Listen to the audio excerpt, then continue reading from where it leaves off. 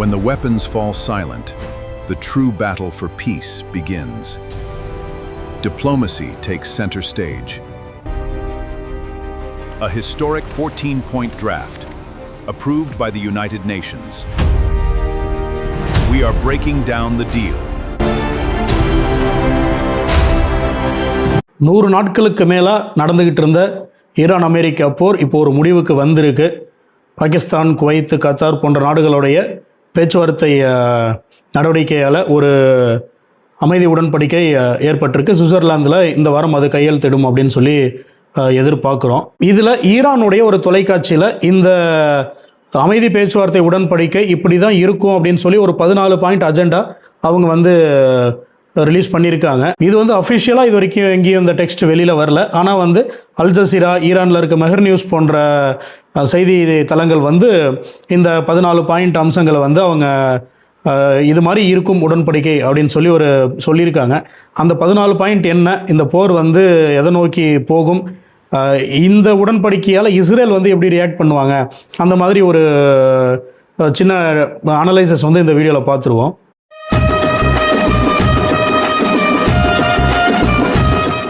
வணக்கம், நான் உங்கள் வாண்டரிங் மாங்க் சத்யா. இந்த ஈரான் அமெரிக்கா போர் பிப்ரவரி 28 உச்சத்தை அடைய தொடங்குச்சு. அதுக்கப்புறம் மார்ச்சில் ரொம்ப உக்கிரமாக மார்ச், ஏப்ரல்லாம் போர் நடந்துட்டு இருந்தது. இரு பக்கமே டைரக்ட் கான்ஃப்ளிக்ட் இல்லை, அதாவது தரை வழி தாக்குதல் கிடையாது. ஆனால் அவங்களுடைய வான்வழி தாக்குதல் மூலிமா அமெரிக்கா ஈரான் தளங்கள் அழிக்கிறது, ஈரான் மற்ற கல்ஃப் கண்ட்ரீஸில் இருக்க அமெரிக்க தளங்கள் அழிக்கிறது அப்படிங்கிற மாதிரி ஒரு ப்ராக்சி வார் மாதிரி நடந்துகிட்டு இருந்துச்சு. அது இப்போது ஒரு முடிவுக்கு வந்திருக்கு. இந்த போர் எப்போ ஆரம்பிச்சது, இந்த பிரச்சனை அமெரிக்காவுக்கும் ஈரானுக்கும் அப்படின்னு பார்த்தோம். நம்ம ஏற்கனவே ஒரு வீடியோவில் இதை பேசியிருக்கோம். இது 1979 ஆரம்பித்த பிரச்சனை. கிட்டத்தட்ட ஒரு 45-46 வருடம் கிட்ட இந்த பிரச்சனைகள் நடந்துகிட்டு இருக்கு. அதாவது அமெரிக்கா சப்போர்ட்டாக இருந்த ஒரு அரசு அங்கே தூக்கி எறிஞ்சிட்டு மக்கள் இன்றைக்கி இருக்கிற ஈரான் அரசை அங்கே நிறுவுறாங்க. அதிலிருந்து ஆரம்பித்தது தான் பிரச்சனை அப்படிங்கிற மாதிரி நம்ம ஏற்கனவே நம்மளுடைய பழைய வீடியோலேயே நம்ம இந்த ஃபுல் பிரச்சனைகள் பற்றி நம்ம பேசியிருக்கோம். இந்த 45 வருஷமாக ஈரான் மேலே பல்வேறு பொருளாதார தடைகள் அமெரிக்கா போட்டுச்சு. ஈரானுடைய பிஸ்னஸ் சுத்தமாக முடங்கிடுச்சு. அமெரிக்காவோட நேச நாடுகள் ஈரான் கூட பிஸ்னஸ் பண்ணுறதுக்கு தயாராக இல்லை. எண்ணெய் வர்த்தகம் ரொம்ப அடி வாங்கி இருந்தது. ஈரானுடைய எண்ணெய் வர்த்தகம் இப்போது எல்லாமே ஓரளவுக்கு சரியாகும் அப்படின்னு சொல்லி எதிர்பார்க்குது. ஏன்னா இந்த நடந்துகிட்டு இருந்தால் 100 நாட்களுக்கு மேலான இந்த போர் உலகத்தில் பல்வேறு மாற்றங்கள் ஏற்படுத்திருச்சு. பல்வேறு நாடுகளில் பல்வேறு குழப்பங்கள், அங்கே நேச நாடுகளாக இருந்தவங்களுக்குள்ளேயே ஒரு சில பிரச்சனைகள் அப்படிங்கிற மாதிரி போயிட்டு இருந்தது. இன்றைக்கி ஒரு முடிவுக்கு வந்திருக்கு அப்படின்னு தான் நம்ம எதிர்பார்க்கணும். இந்த ஒரு 14 பாயிண்ட் அஜெண்டா அப்படின்னு சொல்லி கல்ஃபில் இருக்கிற மீடியாக்கள் ஒரு விஷயங்கள் பதிவு பண்ணிகிட்டு இருக்காங்க. அது உண்மையாக இருக்குமா அப்படிங்கிறது தெரியல. அது அஃபிஷியல் இல்லைனாலுமே ஆனால் நம்மளுடைய கணிப்புப்படி இந்த 14 விஷயங்களை நோக்கி தான் இந்த அமைதி பேச்சுவார்த்தை உடன்படிக்கை இருக்கும் அப்படிங்கிறது நமக்கு இவ்வளோ நாள் இந்த பிரச்சனைகளை ஃபாலோ பண்ணிகிட்டு இருக்கிறதால நமக்கு தெரியுது.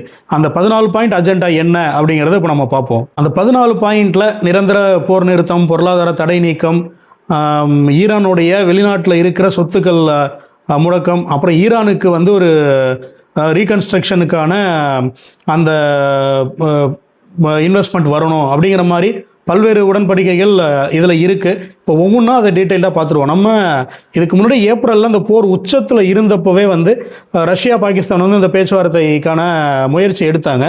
அப்போவே ஈரான் தெளிவாக என்ன சொல்லிட்டாங்கன்னா, எங்களுடைய கண்டிஷன் 3 தான், அந்த 3 கண்டிஷன் ஒத்துக்கிட்டீங்கன்னா அடுத்த கட்ட பேச்சுவார்த்தைக்கு போகலாம் அப்படின்னு சொல்லி ஏப்ரல் மாதமே ஈரான் அதிபர் பெசஸ்கியான் அவர் சொல்லியிருந்தார். அதில் முதல் விஷயம் ஈரானுடைய இறையாண்மையில் அமெரிக்கா தலையிடக்கூடாது, உள்நாட்டு அரசியலில் தலையிடக்கூடாது அப்படின்னு சொல்லியிருந்தார். இன்னொன்று வார் ரிப்பேரேஷன்ஸ் அப்படின்னு சொல்லி கேட்டிருந்தார். போர்னால் ஏற்பட்ட அந்த இழப்புகளுக்கு நஷ்டீடு வழங்கணும் அப்படின்னு சொல்லி கேட்டிருந்தார். இன்னொன்று நிரந்தர போர் நிறுத்தம், எந்த நிலையிலும் எந்த இடத்துலையும் திரும்ப அந்த போர் ஆரம்பிக்கக்கூடாது அப்படிங்கிற மாதிரி இந்த உத்தரவாதங்கள் இருந்தால் தான் அடுத்த கட்ட பேச்சுவார்த்தைக்கு நம்ம போக முடியும்னு சொல்லி ஈரான் அதிபர் சொல்லியிருந்தார். இப்போது இந்த பேச்சுவார்த்தை உடன்படிக்கைக்கான இந்த வரைவு, அதாவது ஒரு இப்படி தான் இருக்கும் அப்படிங்கிற அந்த வரைவு, அது நமக்கு ஏற்கனவே ஈரான் சொன்ன அந்த விஷயங்களை நோக்கி தான் நகரும் அப்படிங்கிற மாதிரி தான் தெரியுது. அதில் அந்த 14 விஷயங்கள் முதல் விஷயமாக அவங்க சொல்கிறது சீஸ்ஃபயர் ஆன் ஆல் ஃப்ரண்ட்ஸ் அப்படின்னு சொல்லி சொல்கிறாங்க. அதாவது அனைத்து நிலைகளிலும் வந்து போர் நிறுத்தம் இருக்கணும் அப்படிங்கிற மாதிரி ஒரு விஷயத்தை ஈரான் கேட்குறாங்க. அதாவது ஈரானுக்குள்ள அமெரிக்க படைகளெல்லாம் நடக்கிற அந்த போர் ஒரு பக்கம் இருந்தாலும், அவங்களுடைய நிலைகள் மீது தாக்குதல்கள் நடக்கிறது ஒரு பக்கம் இருந்தாலும், அந்த ப்ராக்சி வார் அப்படின்னு சொல்கிற ஈரானுடைய நட்பு நாடுகள் மேலே நடத்தப்படுற அந்த தாக்குதலுமே வந்து நிறுத்தணும்னு சொல்கிறாங்க. உதாரணத்துக்கு இப்போது லெபனான், இஸ்ரேல் வந்து அமெரிக்கா கூட சேர்ந்து ஈரான் மேலே தாக்குதல் நடத்திக்கிட்டு இருந்தாங்க. அது இஸ்ரேல் லெபனான் பக்கத்தில் இருக்குது அப்படிங்கிறதால லெபனான் என்ன பண்ணாங்கன்னா, அவங்க ஈரானுடைய நட்பு நாடு. லெபனான் என்ன பண்ணியிருக்காங்க, இஸ்ரேலுக்குள்ளே தாக்குதல் நடத்துறதுக்கு அவங்களுடைய ஹெஸ்புல்லா அமைப்பு மூலயமா அந்த தாக்குதல்கள் நடந்துகிட்டு இருந்துச்சு. அது திரும்ப வந்து இஸ்ரேல் வந்து அப்புறம் திரும்பி லெபனான் மேலே தாக்குறது, அந்த மாதிரி விஷயங்களும் போயிட்டு இருந்தது. இது இந்த ஈரான் அமெரிக்க போர் அப்படிங்கிறத தாண்டி அது ஒரு இஸ்ரேல் லெபனான் வார் திரும்ப ஆரம்பித்த மாதிரி ஆகிடுச்சு. இப்போ ஈரான் என்ன கேட்குறாங்கன்னா, எல்லா நிலையிலும் அந்த போர் நிறுத்தம் அப்படின்னு கேட்கும்போது லெபனான் மேலே நடத்தப்படுற தாக்குதல்கள், ஈரானுடைய நட்பு நாடுகள் மேலே நடத்தப்படுற தாக்குதல்கள் எல்லாமே நிறுத்தணும்னு சொல்லி தான் கேட்குறாங்க. இதில் இஸ்ரேல் வந்து எப்படி ரியாக்ட் பண்ண போகிறாங்க அப்படின்னு தெரியல.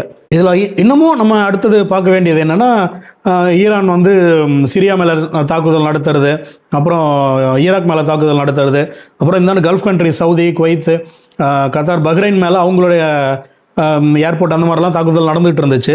அவங்க வந்து எல்லாமே அமெரிக்கா சப்போர்ட் பண்ணுறாங்கங்கிறதால ஈரான் தாக்குதல் நடத்திக்கிட்டு இருந்தாங்க. அது எல்லாமே இப்போ ஒரு முடிவுக்கு வரும் அப்படின்னு சொல்லி தான் நம்ம எதிர்பார்க்க வேண்டியதாக இருக்குது. இந்த போர் நிறுத்தம் அப்படிங்கிற விஷயம் நடந்துடுச்சு அப்படின்னா, அனைத்து நிலைகளிலும் அப்படின்னு சொல்கிற அந்த போர் நிறுத்தம் நடந்துருச்சுன்னா திரும்ப வந்து மத்திய கிழக்கில் ஒரு அமைதியான சூழ்நிலை, அமைதியான வர்த்தக போக்குவரத்து நடைபெறும் அப்படிங்கிற மாதிரி ஒரு சூழ்நிலை ஏற்படும். ரெண்டாவது விஷயம் என்ன அப்படின்னு பார்த்தோன்னா, ரெகக்னிஷன் ஆஃப் ஈரான்ஸ் சோவனிட்டி அப்படின்னு சொல்கிறாங்க. அதாவது ஈரானுடைய இறையாண்மையை மற்ற நாடுகள் மதித்து அதுக்கு உரிய அங்கீகாரம் தரணும் அப்படின்னு சொல்கிறாங்க. அதில் முக்கியமாக நம்ம பார்க்க வேண்டியது, அவங்க கேட்குறது ஈரானுடைய உள்நாட்டு விவகாரங்கள், உள்நாட்டு அரசியல், எங்களுடைய வர்த்தகம், இதில் எதுலேயுமே வந்து டைரெக்டாவோ இல்லை இன்டைரக்டாவோ அமெரிக்கா அவங்களுடைய இன்ஃப்ளூயன்ஸை செலுத்தக்கூடாது அப்படின்னு சொல்லி ஈரான் கேட்குறாங்க. அமெரிக்கா வந்து பல ஆண்டுகளாக அவங்களுடைய இன்ஃப்ளூயன்ஸை வந்து கல்ஃப் கண்ட்ரிஸ் மேலே செலுத்திட்டு தான் இருக்காங்க. நமக்கு பார்த்தோன்னா ஈராக்கு, சிரியா, லிபியா, இஸ்ரேலு, அவங்க கண்ட்ரிஸ் எல்லாமே வந்து டைரெக்டாக அமெரிக்காவுடைய பொலிட்டிக்கல் இன்ஃப்ளூயன்ஸ் கீழே இருந்துகிட்டு இருக்காங்க. அதே மாதிரி சவுதி, குவைத்து, கத்தார், பஹ்ரைன் இவங்கெல்லாம் வந்து அமெரிக்காவுடைய அந்த வர்த்தக சப்போர்ட்டில் தான் அவங்க காலம் ஓட்டிக்கிட்டு இருக்காங்க. இந்த மாதிரி ஒரு தலையீடு எங்கள் நாட்டு அரசியலுக்குள்ளேயோ வர்த்தகத்துக்குள்ளேயோ இருக்கக்கூடாது அப்படின்னு சொல்லி ஈரான் கேட்குறாங்க. இப்போ நம்ம ஈராக்லாம் பார்த்தோன்னா ஃபுல்லாக வந்து அமெரிக்கா டேக் ஓவர் பண்ணாங்க. அவர் சதாம் ஹுசைன் கொண்டுட்டு, லிபியா பார்த்தோன்னா நேட்டோ படைகள் உதவியோட கடாஃபியை காலி பண்ணாங்க. இந்த மாதிரி வந்து எங்கள் நாட்டிலையும் ஃப்யூச்சரில் இந்த மாதிரி ஒரு விஷயங்கள், எங்களுடைய இறையாண்மையை, மக்கள் நலை பாதிக்கிற விஷயங்களில் வந்து அமெரிக்கா ஈடுபடக்கூடாது அப்படிங்கிற ஒரு உத்தரவாதத்தையும் வந்து ஈரான் கேட்குறாங்க. அமெரிக்கா வந்து இது மாதிரி கொடுத்த எந்த உத்தரவாதத்தையும் அவங்களுடைய வாழ்நாளில் அரசியல் வரலாற்றில் இது வரைக்கும் கடைபிடிச்சது கிடையாது. இது வந்து எப்படி அவங்க எடுத்துக்க போகிறாங்க அப்படிங்கிறத நம்ம பொறுத்து இருந்தால் பார்க்கணும். அடுத்தது ஈரான் கேட்குற விஷயம் என்னன்னு பார்த்தோன்னா, removal of naval blockade in 30 days அப்படின்னு சொல்லி கேட்குறாங்க. அதாவது அமெரிக்கா வந்து இன்டர்நேஷ்னல் வாட்டர்ஸில் பல்வேறு இடங்களில் ஈரான் வந்து அவங்களுடைய பிஸ்னஸை மூவ் பண்ணாத அளவுக்கு அவங்களுடைய கப்பற்படையை கொண்டு போய் அங்கே வச்சுருக்காங்க. ஈரானால் வெளியில் வந்து பிஸ்னஸ் மற்ற கண்ட்ரிஸ் கூட பண்ணக்கூடாது, அவங்களுடைய நேச நாடுகள் சப்போர்ட்டோடைய அமெரிக்கா இதை பண்ணிகிட்டு இருந்தாங்க பல வருஷமாக. கிட்டத்தட்ட 20-25 ஆண்டுகளாக இதுதான் வந்து நடந்துகிட்டு இருக்கு. இது ஒரு வர்த்தகத்தை முடக்கிறதுக்கான ஒரு முயற்சி அப்படின்னு சொல்லி அமெரிக்கா அவங்களுடைய கப்பற்படையை கொண்டு வந்து நிறுத்தினாலுமே ஈரானுக்கு அது ஒரு செக்யூரிட்டி த்ரெட்டாக தான் இருந்துகிட்டு இருக்கு. எந்நேரமும் நம்ம கண்ட்ரியை வந்து ஒரு நேவல் பேஸ் ஃபாலோ பண்ணிக்கிட்டே இருக்குது, இல்லை கண்காணிச்சுட்டே இருக்குது அப்படின்னா அந்த அரசுக்கு ஒரு நெருடல் இருந்துக்கிட்டே இருக்கும். அவங்களால மற்ற விஷயங்களில் கான்சன்ட்ரேட் பண்ண முடியாது. இந்த விஷயம் மேலே அவங்களுக்கு ஒரு அச்சுறுத்தல் இருந்துக்கிட்டே இருக்கும். அதனால் இந்த கப்பற்படை இன்டர்நேஷ்னல் வாட்டர்ஸில் இருக்கிற இதை வந்து 30 நாட்களில் அமெரிக்கா ரிமூவ் பண்ணி கொடுக்கணும், எங்களுக்கு எந்த அச்சுறுத்தலும் இல்லாமல் இருக்கணும் அப்படிங்கிற மாதிரி ஈரான் கேட்டிருக்காங்க.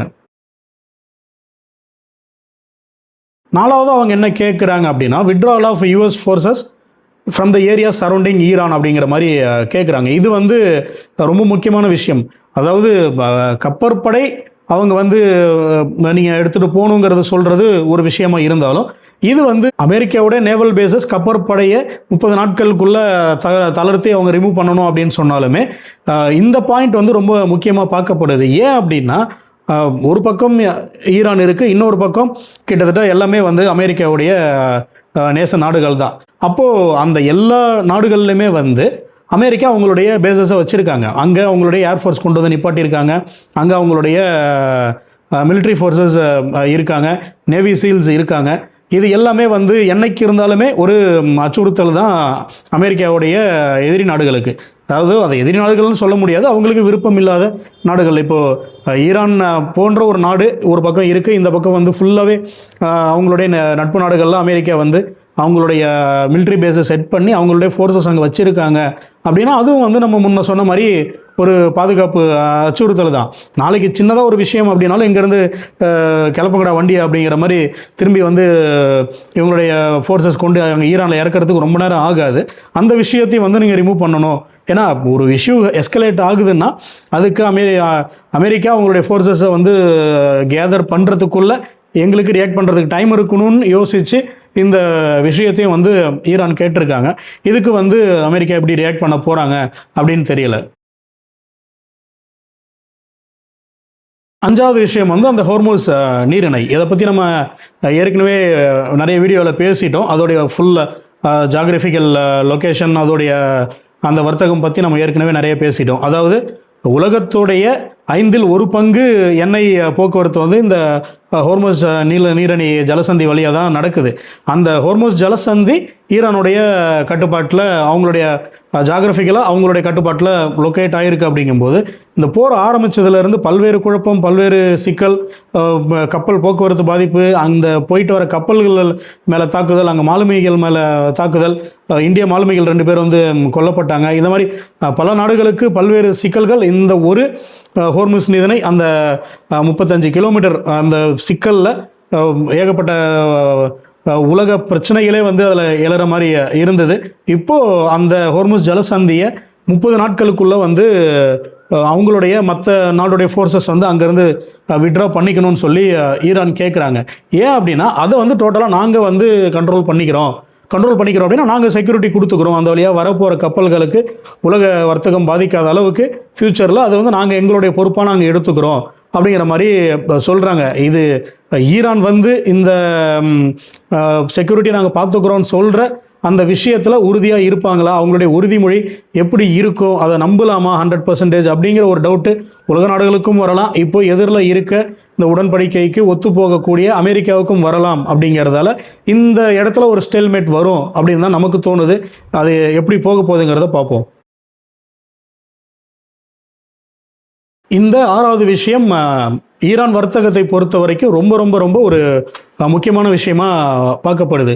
அவங்க என்ன கேட்குறாங்கன்னா, removal of sanctions on oil and petrochemical products and exports அப்படின்னு சொல்லி ஈரான் கேட்குறாங்க. அதாவது ஈரானுடைய அந்த ஆயில் வர்த்தகத்தின் மீது அமெரிக்கா தொடுத்திருந்த அந்த பொருளாதார தடை, அதாவது இப்போது இந்த தடை போட்டுட்டாங்க, பொருளாதார தடை அமெரிக்கா வந்து ஈரான் மேலே போட்டிருக்காங்க. அப்படிங்கிறதால அமெரிக்காவுடைய நட்பு நாடுகள் வந்து ஈரான் கிட்ட இருந்து எண்ணெய் வாங்குறத அவங்க நிப்பாட்டிட்டாங்க. ஆயில் பிஸ்னஸும் பெட்ரோகெமிக்கல் பிஸ்னஸுமே வந்து அமெரிக்க நட்பு நாடுகளுக்கு போய் சேரலை. அவங்களுக்கு ஒரு அச்சம், அமெரிக்காவை பகைச்சிக்கிட்டு ஈரான் கூட பிஸ்னஸ் பண்ண முடியாதுன்னு இருந்ததால் யாருமே இவங்களுக்கு பிஸ்னஸ் கொடுக்கல.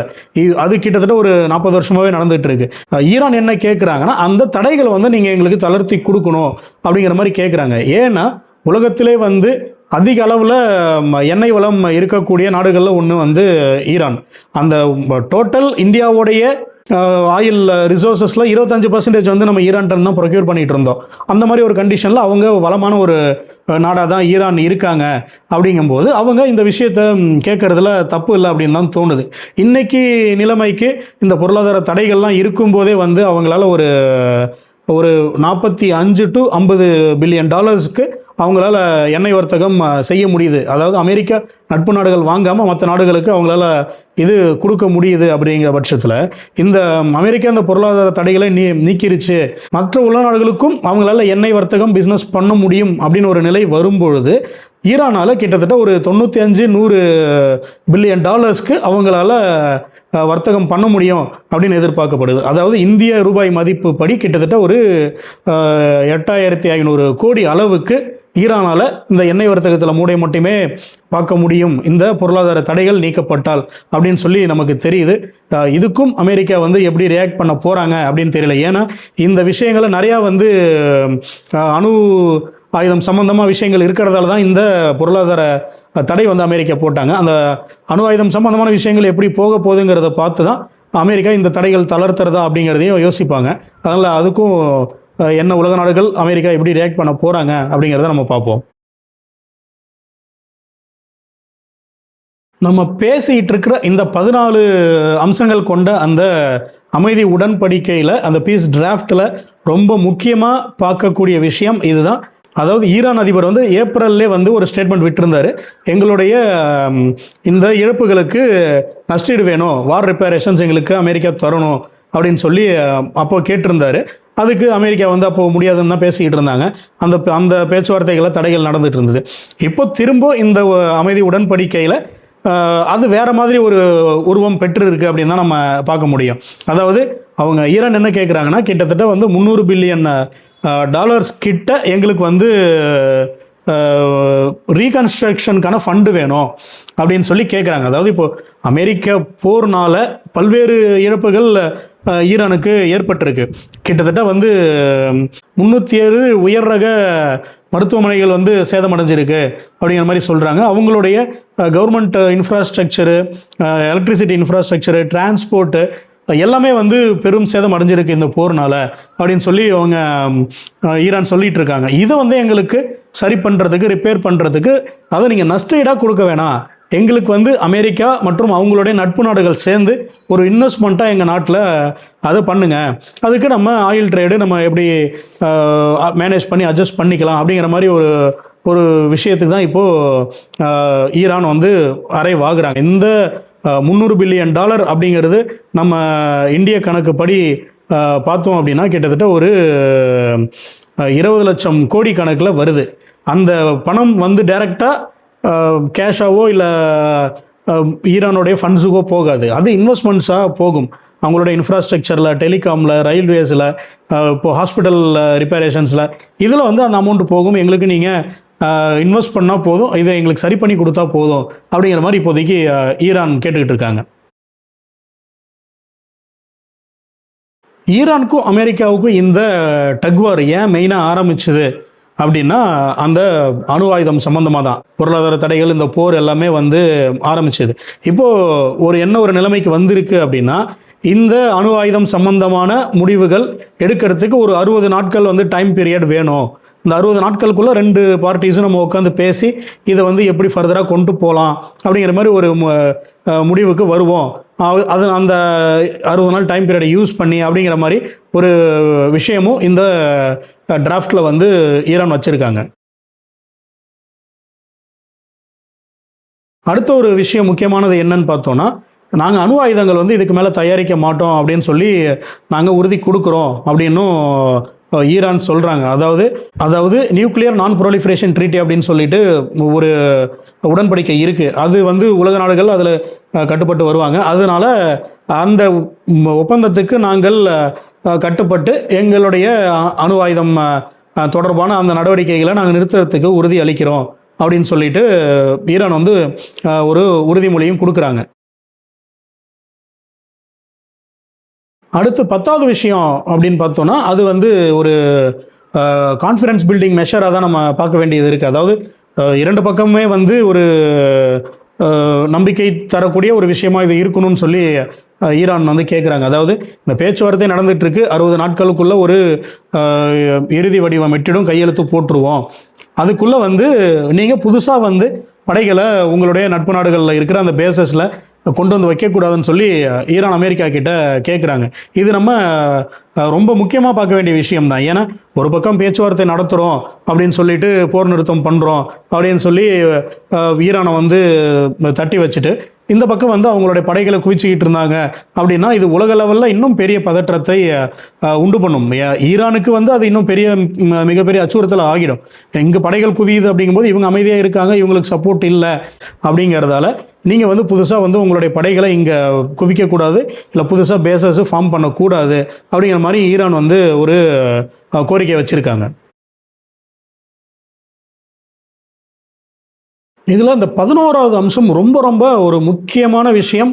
ஈரானுடைய வளர்ச்சியை பொறுத்த வரைக்கும், வர்த்தகத்தை பொறுத்த வரைக்கும் நம்ம பார்க்க வேண்டியதாக இருக்குது. அதாவது ஈரான் வந்து என்ன கேட்குறாங்கன்னா, அவங்களுடைய ஃப்ரோசன் அசட்ஸ் பல நாடுகளில் இருக்குது. அதாவது அமெரிக்கா கூட ஏற்பட்ட இந்த பிரச்சனையால் இவங்களுடைய பல்வேறு நாடுகளில் இருக்க சொத்து மற்றும் வந்து அமௌண்ட்டு அது பல இடத்துல ஃப்ரோஸ் ஆகிடுச்சு, லாக் ஆகி இருக்குது. அதை வந்து ரிலீஸ் பண்ணணும் அப்படின்னு சொல்லிட்டு ஈரான் கேட்குறாங்க. அது என்னென்னா கிட்டத்தட்ட ஒரு $20 பில்லியன் கணக்கு சொல்கிறாங்க. நம்மளுடைய இந்திய ரூபாய் மதிப்பு படி கிட்டத்தட்ட 2.5 லட்சம் கோடி. இந்த 2.5 லட்சம் கோடி இருந்துச்சு அப்படின்னா ஈரானுடைய ஒரு 20% ஆஃப் தி கண்ட்ரியை அவங்களால ரீபில்ட் பண்ணிட முடியும். அந்த அளவுக்கு இவங்களுடைய சொத்துக்கள் வந்து வெளிநாடுகளில் முடங்கிக்க இருக்குது. ஜப்பானு, தென்கொரியா, யூஎஸ், இது அங்கே பிஸ்னஸ் பண்ணிட்டு இருக்கும்போது இவங்க எண்ணெய் விற்று சம்பாரித்த காசு, அந்த காசு அங்கே லாக் ஆகிருக்கு. அப்படிங்கும்போது இவங்களுக்கு ஒரு பெரிய ட்ராபேக் தான் இன்றைக்கு வரைக்கும். இப்போ அந்த 2.5 லட்சம் கோடிக்கு கிட்டத்தட்ட ஒரு 15 வருஷமே கணக்கு வச்சுக்கோங்களேன். அதுக்கு வட்டி போட்டாலே இன்றைக்கி என்ன ஆகிடுது நமக்கு, அந்த அமௌண்ட் அங்கே லாக் ஆகிருக்குங்கும் போது அது வந்து ஒரு பெரிய அடி தான் நமக்கு. ஈரான் வர்த்தகம் பொறுத்த வரைக்குமே அந்த அமௌண்ட் வந்துச்சு அப்படின்னா இவங்க வளர்ச்சி நிதிக்கு அதை பயன்படுத்த முடியும், மக்களுடைய நன்மைகளுக்கு அவங்க பயன்படுத்த முடியும், இன்னும் பல்வேறு நலத்திட்டங்களை வந்து ஈரான் அரசால் செயல்படுத்த முடியும் அப்படிங்கிற விஷயங்கள் அவங்க இப்போது கேட்குறாங்க. எங்களுக்கு அந்த ஃப்ரோசன் அசட்ஸாக இருக்கிற அந்த 20 லட்சம் கோடியை அதை வந்து எங்களுக்கு அன்ஃப்ரீஸ் பண்ணி கொடுங்க அப்படின்னு சொல்லி இப்போ ஈரான் கேட்குறாங்க. இந்த அமைதி உடன்படிக்கை ஒரு பக்கம் இப்படி போயிட்டு இருக்கிற டைம்லையே இந்த அவங்க கேட்ட அந்த $20 பில்லியன் ஒரு பார்ட் வந்து ரிலீஸ் ஆகிறதுக்கான வாய்ப்புகள் இருக்குது அப்படின்னு இப்போது சொல்கிறாங்க. ஏன்னா இந்த பேச்சுவார்த்தை நாங்கள் போகிறோம், போர் நிறுத்தம் பண்ணுறோன்னு சொல்லி அமெரிக்கா அறிவித்த உடனேயே உலகம் முழுக்க வந்து பல்வேறு மாற்றங்கள் நடக்க ஆரம்பிச்சிருச்சு. எண்ணெய் விலை வந்து கடகடன்னு விழுந்துருச்சு. கிட்டத்தட்ட ஒரு $75 $80 கிட்ட வந்துடுச்சு. அது நாங்கள் வந்து ஈரான் கூட அமைதி பேச்சுவார்த்தைன்னு ஒரு டாக் அமெரிக்கா எடுத்த உடனேயே பல்வேறு நேச நாடுகள் வந்து ஈரான் கூட இப்போவே பேச்சுவார்த்தை தொடங்கிட்டதான் தெரியுது. அப்படி இருக்கும்போது இந்த பேச்சுவார்த்தைகள் நடந்து ஒரு இறுதி வடிவத்தை எட்டி கையெழுத்தாகிறதுக்கு முன்னாடியே இந்த 20 லட்சம் கோடியில் பாதி அமௌண்ட் வந்து ஈரானுக்கு வரதுக்கான வாய்ப்புகள் இருக்குது அப்படின்னு தான் வந்து நிபுணர்கள் சொல்கிறாங்க. அடுத்த 12வது விஷயம் மானிட்டரிங் ஆஃப் இந்த பீஸ் அக்ரிமெண்ட்டு. அதாவது என்னென்னா இந்த அமைதி பேச்சுவார்த்தை இந்த 60 நாளுக்குள்ளே நடந்து கையெழுத்து ஆகிடுச்சு அப்படின்னா அதுக்கப்புறம் அந்த நடக்க போகிற விஷயங்களை வந்து கண்காணிக்கிறதுக்கு ஒரு குழு அமைக்கணும் 2 பக்கத்தில் இருந்தோம் அப்படிங்கிற மாதிரி கேட்குறாங்க. அதாவது இந்த பேச்சுவார்த்தை நடந்துட்டு இருக்கும்போது நாங்கள் படைகளை குவிக்கக்கூடாதுன்னு சொல்லி அமெரிக்காவை கேட்குறோம், அப்படிங்கும்போது அது இல்லாமல் இருக்குதா அப்படின்னு சொல்லி செக் பண்ணணும் அப்படிங்கிற மாதிரி ஒரு விஷயம் ஈரான் கேட்குறாங்க. அது போக படைகளை வந்து விட்ரா பண்ணணும், கப்பற்படைகளை அப்படிங்கிற மாதிரி கேட்கும்போது அதை வந்து பண்ணிட்டாங்களான்னு சொல்லி கவனிக்கணும். இந்த $300 பில்லியன் வந்து நாங்கள் இன்வெஸ்ட்மெண்ட் ரிப்பரேஷன் இன்வெஸ்ட்மெண்ட்டாக கேட்குறோம் அப்படிங்கும்போது அதை வந்து யாரெல்லாம் சேர்ந்து தரப்போகிறாங்க, அமெரிக்கா நட்பு நாடுகளுக்கு சேர்ந்து யார் தரப்போகிறாங்க அதை வந்து கண்காணிக்கிறதுக்கு ஒரு குழு வேணும். இந்த 2 லட்சம் கோடி எங்களுடைய ஃப்ரோசன் அசெட்டு எங்களுக்கு ரிலீஸ் ஆகி வரணும், அதை வந்து ஒரு குழு மானிட்டர் பண்ணி அதை அஷ்யூர் பண்ணி கொடுக்கணும், அதனால் ஒரு கண்காணிப்பு குழு வந்து அமைக்கணும் அப்படின்னு சொல்லி ஈரான் கேட்குறாங்க. இதுக்கு வந்து அமெரிக்கா ஒத்துக்கிட்ட மாதிரி தான் தெரியுது. அடுத்ததாக அவங்க முக்கியமாக கேட்குற விஷயம் approval of the final agreement through a United Nations Security Council resolution. அதாவது இந்த இறுதி ஒப்பந்தம் அமெரிக்கா ஈரான் இடையே இந்த இறுதி ஒப்பந்தம் கையெழுத்து ஆகிடுச்சு அப்படின்னா அது வந்து ஐநா சபையோடைய செக்யூரிட்டி கவுன்சிலோடைய ஒப்பந்தத்துக்கு போகணும். அது போனால் தான் வந்து ஒரு சட்டப்பூர்வ ஒப்பந்தமாக அது மாறும். அப்போ தான் வந்து ஐநாவால் இந்த ஒப்பந்தத்தை கண்காணிக்க முடியும். ஐநாவுடைய செக்யூரிட்டி கவுன்சிலுக்கு இந்த ஒப்பந்தம் போயிடுச்சு அப்படின்னா அது சட்டப்பூர்வமாக ஐநா அங்கீகரிச்சிட்டாங்க அப்படின்னா இது ஒரு இன்டர்நேஷ்னல் இஷ்யூவாக மாறும். நாளைக்கு அமெரிக்கா வந்து ஈரான் மேலே போர் தொடுக்குறாங்க அப்படின்னா நீங்கள் வந்து இந்த அக்கார்டு இந்த ட்ரீட்டியை பீஸ் ட்ரீட்டியை நீங்கள் மீறுறீங்க அப்படின்னு சொல்லி எல்லா உலக நாடுகளும் வந்து கேள்வி கேட்கலாம். இன்றைக்கி வந்து ஐநா செக்யூரிட்டி கவுன்சிலில் பிரிட்டிஷ், ரஷ்யா, சைனா எல்லாமே இருக்காங்க. அப்படிங்கும்போது இதில் நாளைக்கு அவங்க ஸ்டாண்ட் எடுக்க முடியும். அமெரிக்கா வந்து ஈரான் மேலே ஒரு நடவடிக்கை எடுக்கிறாங்கன்னா ரஷ்யாவும் சைனாவும் அவங்களால வந்து அமெரிக்காவை கேள்வி கேட்க முடியும், பிரிட்டனால ஒரு கேள்வி கேட்க முடியும், ஏன் இந்த மாதிரி பண்ணுறீங்க அப்படின்னு சொல்லிட்டு.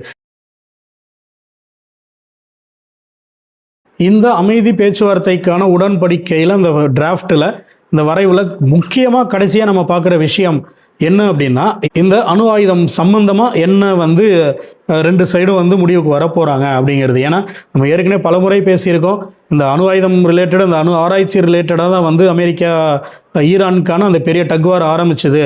அப்படிங்கும்போது இந்த விஷயத்தை ஃபர்தராக வந்து எப்படி எடுத்துகிட்டு போகிறாங்க அப்படின்னு சொல்லி ரெண்டு பேருமே வந்து ஒரு உடன்படிக்கைக்கு வந்திருக்கிறதா தான் தெரியுது. அதாவது அதில் என்ன பேசுகிறாங்கன்னா, ஃபர்தராக வந்து நாங்கள் அணு ஆராய்ச்சி சம்மந்தமாக எந்த பெரிய நடவடிக்கையும் அணு ஆயுதம் சம்மந்தமாக நாங்கள் ஆராய்ச்சி பண்ண மாட்டோம் அப்படின்னு சொல்லி ஈரான் தெரிவிச்சிருக்கிறதா தெரியுது.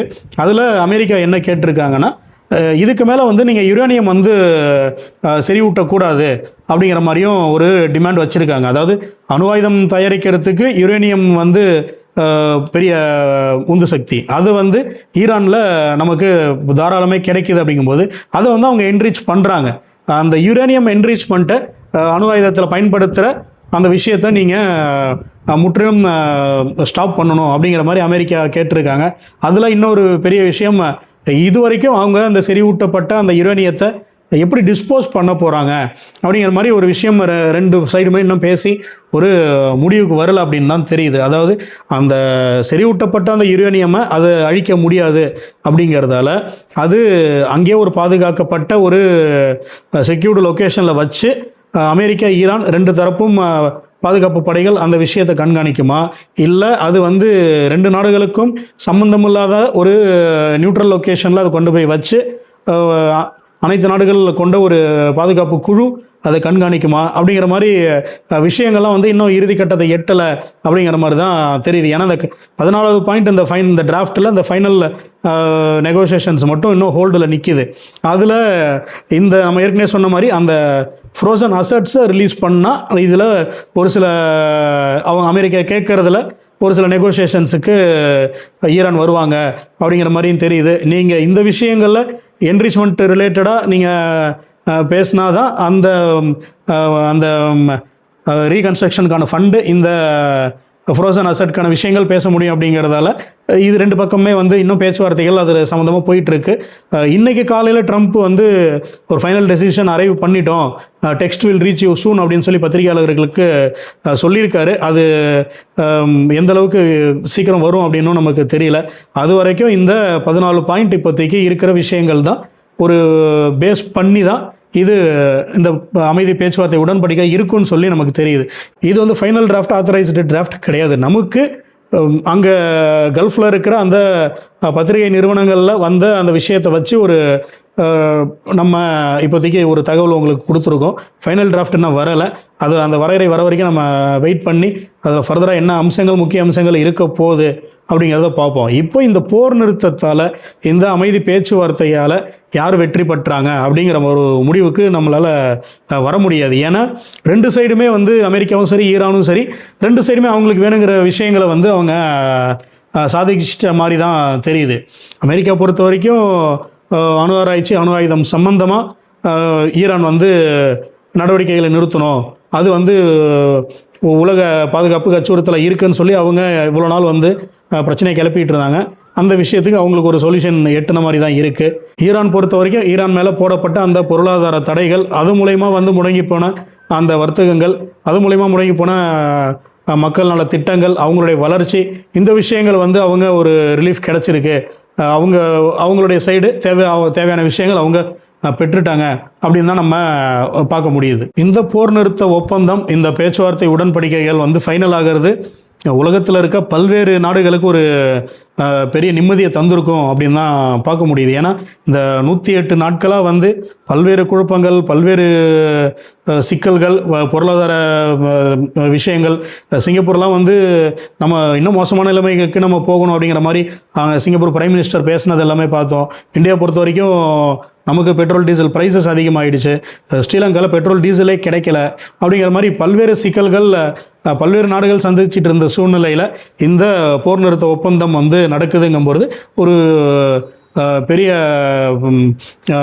நிம்மதியான விஷயம் அப்படின்னு தான் நம்ம பார்க்க முடியுது. இதை ரெண்டு பக்கமும் எப்படி கொண்டு போகிறாங்க அப்படின்னு தெரியல. சொல்லியிருக்கிற இந்த எல்லா விஷயங்களும் அந்த உடன்படிக்கையில் இடம்பெறுமா, இல்லை இது இல்லாத விஷயங்கள் பேசப்படுமா அப்படின்னு சொல்லிட்டு நம்ம அந்த ஃபைனல் டிராஃப்ட் அஃபிஷியலாக அவங்க கையெழுத்திட்டு வெளில வந்ததுக்கப்புறம் தான் நமக்கு தெரியும். இதில் இஸ்ரேல் வந்து இன்னும் வந்து குட்டையை குழப்பிட்டு தான் இருக்காங்க. ஏன்னா அமெரிக்கா ஆதரவோடு இஸ்ரேல் வந்து ஈரான் மேலே தாக்குதல் நடத்திக்கிட்டு இருந்தாங்க.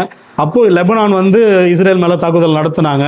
அப்படிங்கும்போது இப்போ இந்த போர் நிறுத்தம் வந்து நடைமுறைக்கு வந்துடுச்சுங்கிறதால அமெரிக்கா ஈரான் மேலே நடத்துகிற தாக்குதல் நிப்பாட்டிட்டாங்க. ஈரான் வந்து அமெரிக்க நேச நாடுகள் மேலே நடத்துகிற அந்த தாக்குதல்கள் நிப்பாட்டிட்டாங்கங்கும்போது இஸ்ரேல் மட்டும் குறுக்கு சால் ஓட்டிகிட்டு இருக்காங்க லெபனான் கூட. அங்கே அவங்க நிப்பாட்டுற மாதிரி தெரியல.